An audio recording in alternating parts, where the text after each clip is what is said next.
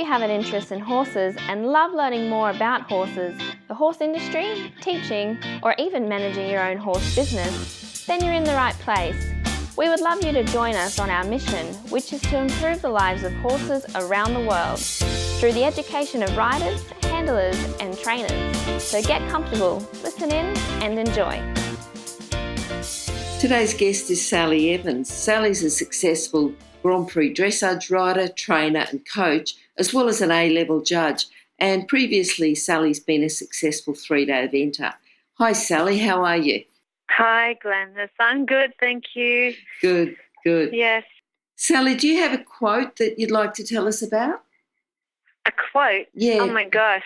A quote that you may use when you're teaching or just something you use to inspire you.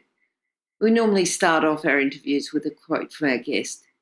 Oh, my gosh. I probably have a lot of different things that I think about with different quotes. I mean, if it's regarding horses, I guess I like my horses to be happy in their lifestyle, happy and sound in their body and their brain. And then I feel like they're they're happy to work with you and they're willing and everything. Yeah. And I guess, I don't know, in life, I guess I just like to be honest and very free around people, I suppose. Honest and just upfront. Yeah. Okay, good. Yeah. Good. Now, I think when you started with horses, it was your sister, wasn't it, who introduced you to horses, or what was the story there? Yeah, well, when I was about, I don't know, I must have been in grade 1 in school. And even prior to that, I always wanted to be dancing or singing, doing something like that. So Mum put me in all 3 classes of ballet, classical, tap and jazz. And I was doing all that and everything. And then about halfway through grade 1, it was winter. I was dancing in the lounge room, and in those days, we had the old-fashioned kerosene heater, and my nightie was flannelette. And I was dancing around, and next minute, I think it just must have just gone over the top of the kerosene heater and caught fire. And within a few seconds, I was just a ball of fire, and I just ran downstairs to my mum, and she was downstairs washing, and she just saw me and ripped all the clothes off me, so she burnt all her hands. And it was actually my neighbour that heard me screaming, and she got a bucket of water out of her swimming pool and came and threw it over me, which put the fire out. So after that, I guess, when I was about 10 or 12, my sister took me horse riding after I'd been through several years of plastic surgery and skin grafts and everything. And and then another strange thing about that story is my ambulance guy that actually came, he drove the ambulance to come to me when I was burnt. He kind of weirdly sort of like fell in love with this person because I was his first emergency case as an ambulance driver. And he got held up in traffic, and he had his lights blazing, and he had to jump out and kind of bully himself through the traffic. And anyway, he finally got there and saw me on the steps peeling all my blistered skin off my body. That's what I was doing. And he just fell in love with me, and he just became part of our family. It was really weird. He just became part of our family. And then in the end, he became a celebrant, and he said, I want to marry you. So when I found my husband, he wanted to marry me. Wow. So he married Peter and I. Wow. Wow. Yeah. So what a story. Yeah. Well, tragic story, to start off. And who knows, because, if you didn't have that accident, maybe you never would have found horses, and maybe, the amount of horses that you've sort of touched their lives as well wouldn't have had the benefit of having you in their life. Yeah. Well, who knows? Who knows, hey? Yeah.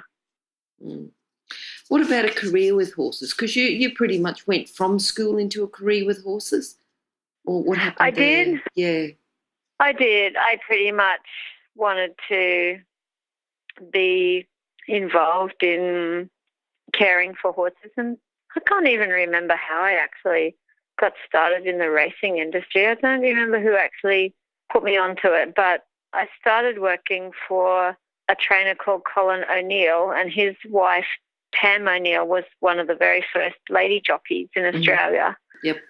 So I used to work for them. I worked for them for quite a while, and then I changed and worked for a trainer called Barry Miller, and it was really quite weird because I wanted to ride track work, and when I was working for Colin O'Neill, his wife was Pam O'Neill, the lady jockey, yep. Colin O'Neill wouldn't let me ride track work. It's funny, isn't it? But yet, I know it was weird, but yet I used to ride these racehorses bareback through the roads of Nunda and Deegan and stuff, and I used to ride them to the track, and then I'd ride them bareback back from the track back home to the stables.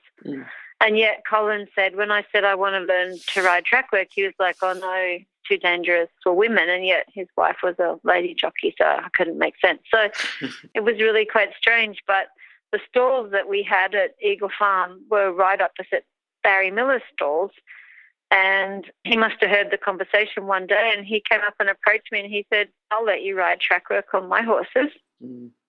So I did. So I started with Barry, and I was with him for quite a long time and rode track work, and it was quite strange because I was doing eventing at that time, so I was putting all the learning that I was learning with dressage and eventing into the racehorses. So I was teaching the racehorses how to be round and on the bit and how to accept half hold, and they all started to work really beautifully for me. And then in the end, I used to ride all the crazy ones because I used to get on them and teach them how to work correctly. Yep. And yep. And strange. Yes. I remember actually when you were doing that. That was, yeah. Sally, what do you think? Because you've gone on, and even though you worked with racehorses, you still had your own horses on the side, and you sort of were juggling the two. For someone to work with horses, what do you think the character traits are, or the core skills to make a successful career? Someone that's just out of school, what sort of things do they need to start? Gosh, you ask hard questions. Well, I think you've got to be open-minded and really willing to pursue whatever avenue of horse sport you want to get into, willing to learn about how the racehorse works, or willing to learn about how the dressage horse works and how his life is. Or if you go to a reining or cutting trainer and you work for them, you've got to learn how their horses need to respond to the rider and respond to work. So you've got to kind of put yourself, I guess, in the lifestyle of that horse. Like with racehorses, they're just stuck in stables all the time. With dressage horses, it can be the same, or it can be sometimes quite different for them. They can be out in paddocks and have more freedom, become more of a herd animal. And I think you've got to be able to adapt to the different sports and the different way the horses are required to use their bodies and their brains in their career. Yep. So as a person coming out to work with them, I think you've got to learn about that and be willing to accept that and help the horses in that. Okay.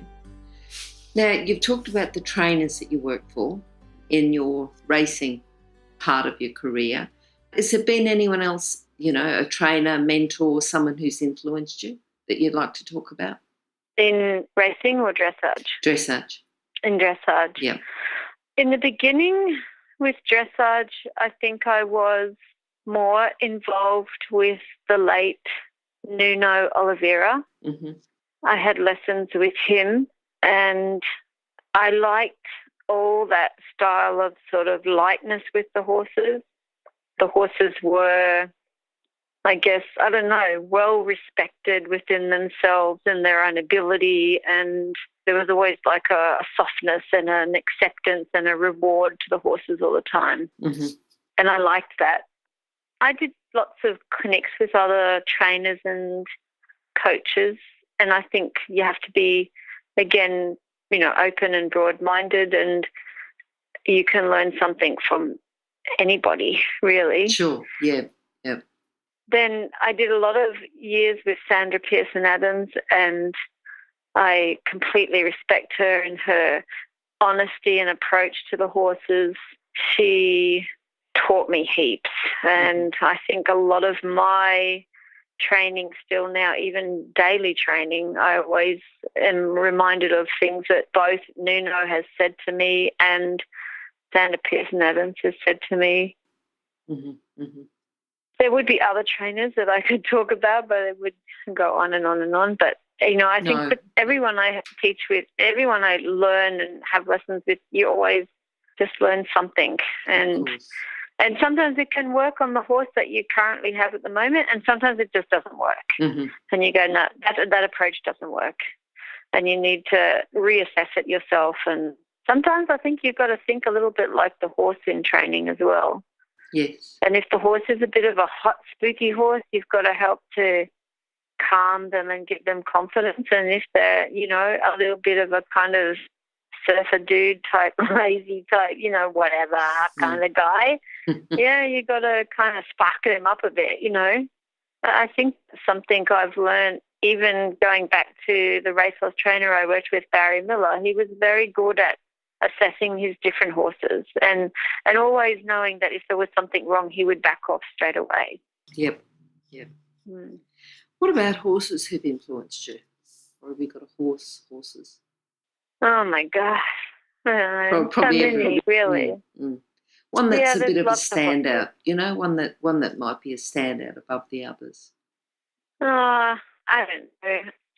There were racehorses that stood out to me that inspired me with their amazing attitude and ability and willing to work. And I guess with dressage horses, my main ones have probably been JB Assassin. He was very good. He taught me heaps.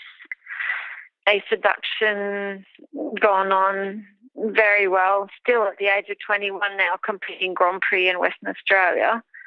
I don't know. I just love them all. I love all the horses that I ride. And some days, you have an argument with the horse in the training that day, and then that night, the husband has a grumpy wife. And then days you just like go, oh my God, everything went so brilliant today. I just love every single ride I had on every single horse today. Every lesson went great, and you just come in and life's just brilliant, I think they just influence you so much in your own passion, and I don't know what it is about them. They just make you happy sometimes. Sure.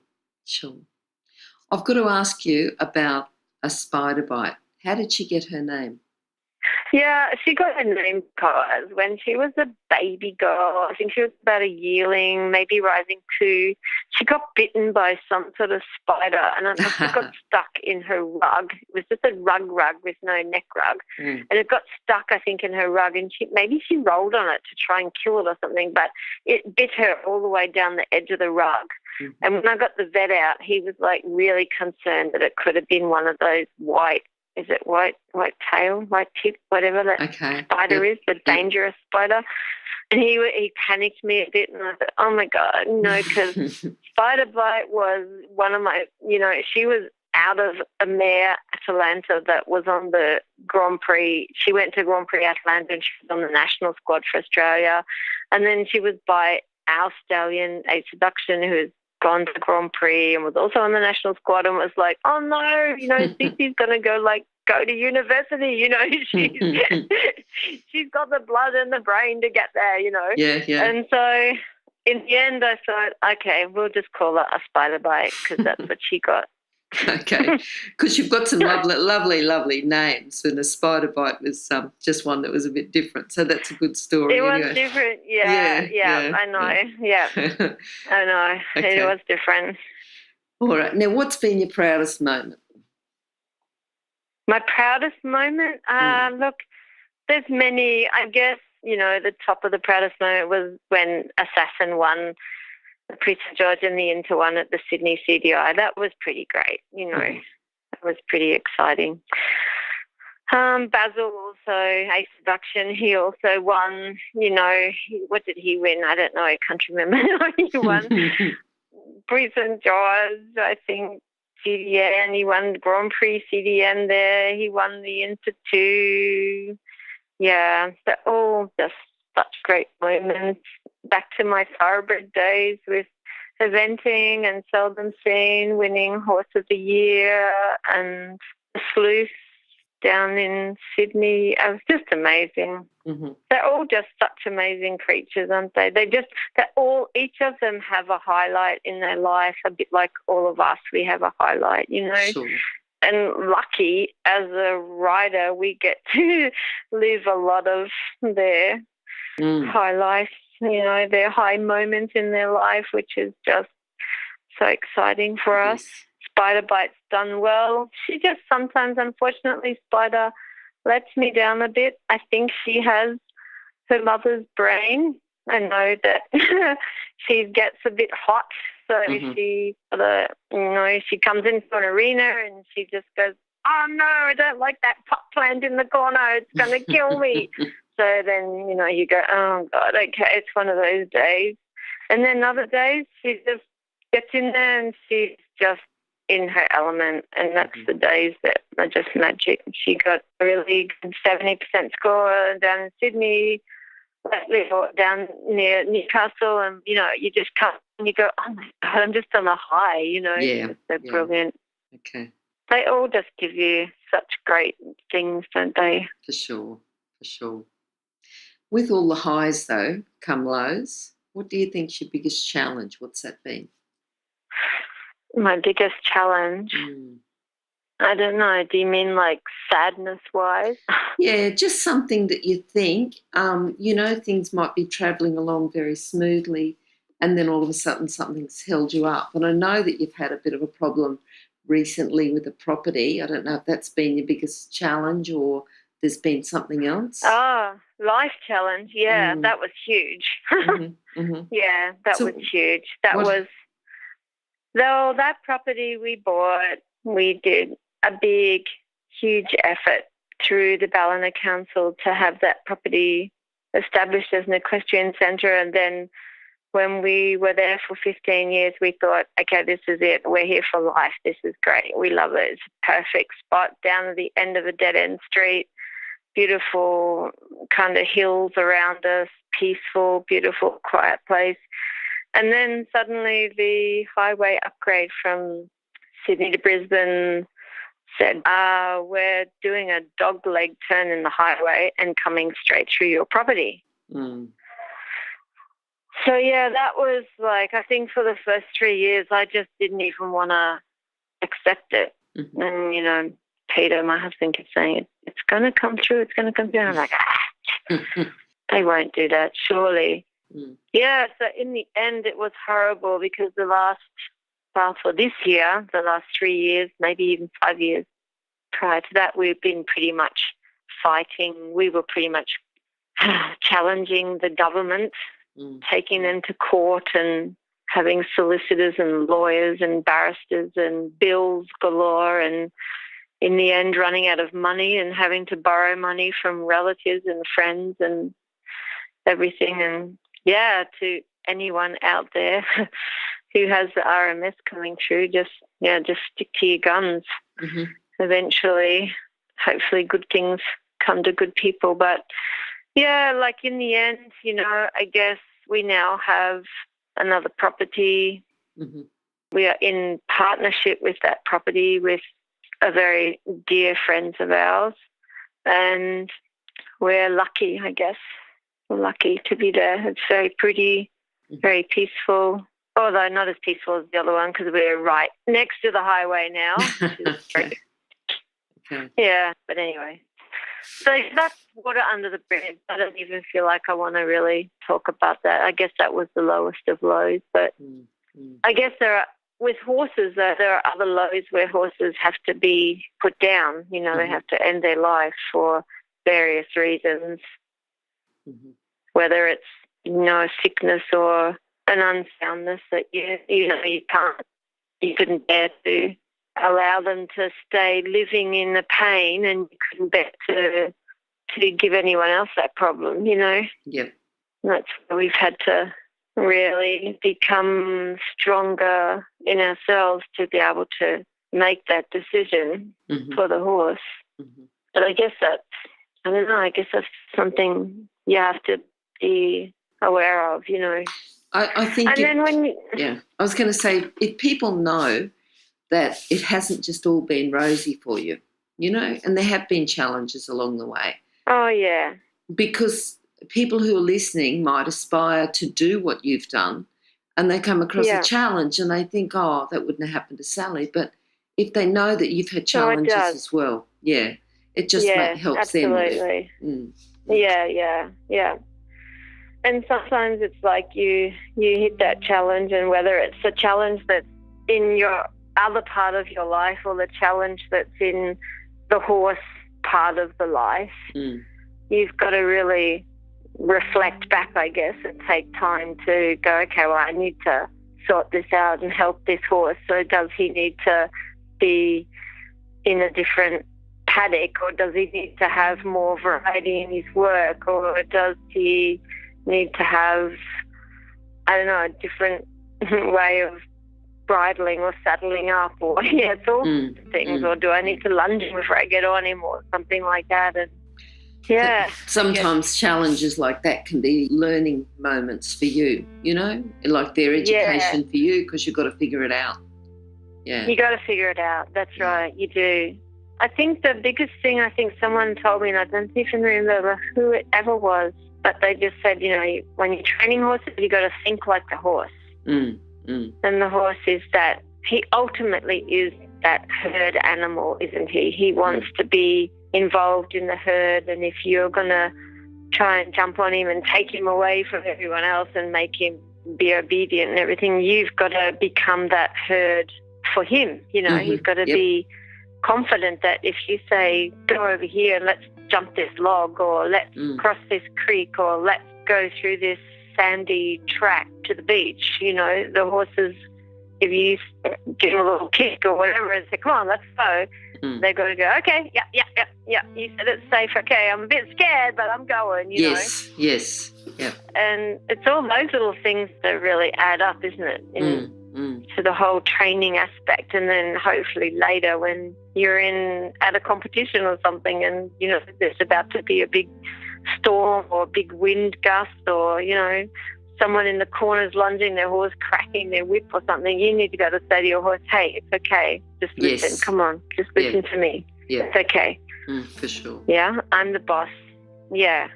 All right. If you are at a competition, just thinking back to your students or other people that you see, what do you think is a common riding mistake, training mistake, and how can we fix it? Well, it's interesting you should say that, because just only last weekend I was away judging. I won't say exactly where I was, but I was away in Australia somewhere judging. I was judging from novice, pony novice, elementary, medium, advanced, prison sludge, into Grand Prix. And just where we were sitting in the cars watching we had the 5 arenas there next to us, and we could see the warm-up arena as well. And was a little bit kind of thinking, you know, some of these horses should be a bit happier down there in the warm-up area. Some of them were not so happy. Some were, I think, not so sound either. Okay. Yeah. So, I don't know, I guess I would say that it comes back to not so much on the day warming up, but more all that lead-up work before. You know, it is like the care of your horse and the horsemanship that you have and the relationship that you have with your horse. Like, you need to know that the horse is sound. You need to, look after his, you know, the saddle fits him good, the bridle fits him good. His feet are good, whether you have shoes on or whether you have barefoot. I mean, we do glue-on shoeing now. We've gone totally away from normal shoeing. We're into the glue-on shoes. And I think that You need to make sure that their body is right, whether it's a chiropractor or someone that comes in. Their teeth are also very, very important. And I think if you've got their feet and their teeth and their body right and the saddle fits good, then I think you're going to be down the end of that warm-up area with a much happier horse. Oh, hang on a sec. Let me interrupt to let people know about the horse industry qualifications at onlinehorsecollege.com. If you have a look at the flexible options, there's online theory and the practical components can be completed by video or with a qualified expert in your area. That website again is onlinehorsecollege.com. Okay, thanks. I think that takes you back to your thinking like a horse, the empathy that you'd have for your horse has got to come. The empathy for the horse, yeah, exactly. Yeah, I've always wanted my horses to be as happy as they possibly can be. If I put them in the paddock and they're walking the fence line, they don't like it because whatever, they're too far away from the other horses, they don't like the shape of this paddock or whatever, I say, okay, I shift him, I find a place where he wants to be.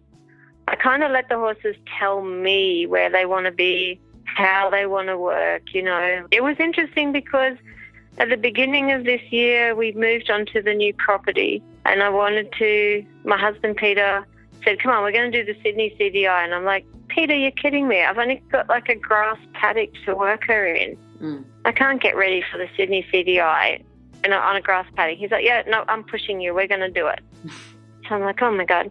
So here I am working bite to bite on the slope of a hill, paddock and grass, and once a week I'd try and float her out to a student's place and work her on some sort of an arena. At least I had an arena once a week. Yep. And the crazy thing was, I think, she went down to Sydney and got a fourth in the Inter one and a second in the freestyle. It was just amazing. And that made me come back and think, okay, I don't need to be in the arena every day. Yep. If I call the arena, that's my office. I don't need to be in the office every day. I can be out in the paddock. I can be riding on the grass. I can be going to the beach, and I can still be working on all the things I need to work on, but I don't need to be in the arena every day. But that's just her. Yeah. Where Assassin was completely different. He didn't like the beach. He didn't like the paddock. He says, just put me in a 20 by 60 sand. It's flat. There's nothing here that can scare me. I love it. I want to practice half past 20 times and get it right. And he loved that. Then A Seduction was totally different again. A Seduction, you got on him, you warmed up, and within half an hour you'd done a beautiful half pass, you'd done a beautiful counter pirouette, and you're like, okay, what else can we practice, Basil? They're all so different. And then Spider Bite is like, oh my God, there's a grass moving over there in that corner. I can't go near it. Yeah, so think like a horse. Yes. And try to think like your horse, and then try to think, okay, if I am Spider Bite or Assassin or A Seduction, then that's how I try to ride them. Yep. And train them and try to get the best out of them. Okay. And then also know that there's their faults, I remember one day it was so funny. I took A Seduction to the beach. I used to always ride him at the beach once a week. Yep. And he would always go by himself because he was a stallion, and I used to just take him to the beach and I'd walk him onto the beach and I'd let him tell me what he wants to do. Does he want to just meditate? He used to meditate. He would just walk a little bit further straight out to the ocean, and then he would just halt where the water was just touching his hooves, and he would just stand there completely still, and I swear to you, he was meditating. He would just gaze to the ocean, and his eyelids would just be almost closing. And I sat there for 10 minutes, not moved a muscle. It was just really weird. He just loved it. His breathing would slow right down. He would slow my breathing down. Or he'd get to the beach and he'd turn his head and he'd go, let's start trotting and let's go for a gallop. Or he'd go down to the water edge and he'd say, let's trot through the water.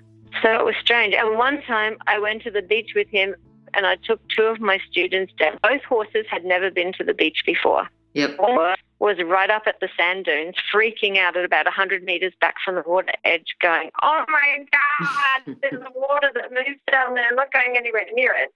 And the other rider was cantering through the waves with buckle end reins and going, "No, look at that, he loves it. And poor Basil was just freaking out because he just so liked going to the beach and it belonging to him. Isn't that funny? So after that happened, I just never took anyone else with him to the beach because that had to be his moment. Yeah. Mm. And then the strangest thing was with a spider who has, she's called Cece, which stands for crazy chick. Chick. Yes. Because she's just crazy, I tell you. She's just a crazy chick. The very first day we took her to the beach, we thought, oh, God, this is going to be like, absolutely, she's going to see the water and go, oh, my God, and just, completely lose her brain. She walked over the last sand dune and saw the water, and I kid you not, stared into it and started to meditate like colour. They're all just so different on the beach. Wow. Sally, have you got a book that you'd like to? Book? No, I don't read books much. Don't you? Too busy. What does your future hold? What are you looking forward to? Future is I've got a 4-year-old horse at the moment that was just broken in. Mm-hmm. So I guess my future's already mapped out there with him. Yep. Going to Grand Prix. Yep. And, I just want to enjoy life, enjoy horses. I love coaching people that just love to learn and love their horses and have fun with their horses. Yeah. That sounds good. Oh, and of course, husband, he's there. Okay. And sounds like he's quite supportive as well. No, that's about it. Yep. What about, can you look, if you could sum up your philosophy into a lesson today, that'd be great. Oh, geez. You ask such hard questions. I don't know. I guess just don't take everything so seriously. Have a bit of fun. Mm-hmm. What is that? Just got to try to take positive out of it, but then maybe learn from it as well. Yep. And, give lots of love to horses and family and dogs and cats, all animals. I guess that's about it. Yes, and you've got 3 dogs with you at the moment. I do. I have. Yeah. Dogs, yes. Well, I've got one licking my back at the moment, yeah. All right. Look, Sally, thank you so much for talking today. I'm glad we missed out on that storm we had earlier. It's sort of, we got a little bit of it here, but then it went around you, so that worked out well. It did, yeah. Yeah. And good catching up with you too. Yeah. Great. It's great. No, I love what you're doing. It's really good. Oh, thank you. With these interviews. I did actually listen to a few of them myself. They were fantastic. Did you? It's just so interesting to learn about everyone else and their lives and how they're doing that. I think, especially for people listening, the comparison's interesting. Some people had parents and were just about born on the back of a horse, and other people really had to strive to, to get that contact, but, equally now focused and dedicated, but just coming from different backgrounds. Yes. It's interesting. Yes. Yep. All right, good. Great to talk to you today, and hopefully, talk to you again sometime soon. Okay, bye. Bye. Oh, wait, before you go, if you're an equestrian coach or a horse riding instructor, or even if you aspire to be one, have a look at the free video series for horse riding instructors on the Horse Chats website. Go there now, have a look. horsechats.com. Remember that our comments and instructions are general in nature and do not take into consideration your individual horses or your individual ability and circumstances. If you enjoyed this podcast, then please leave your comment below.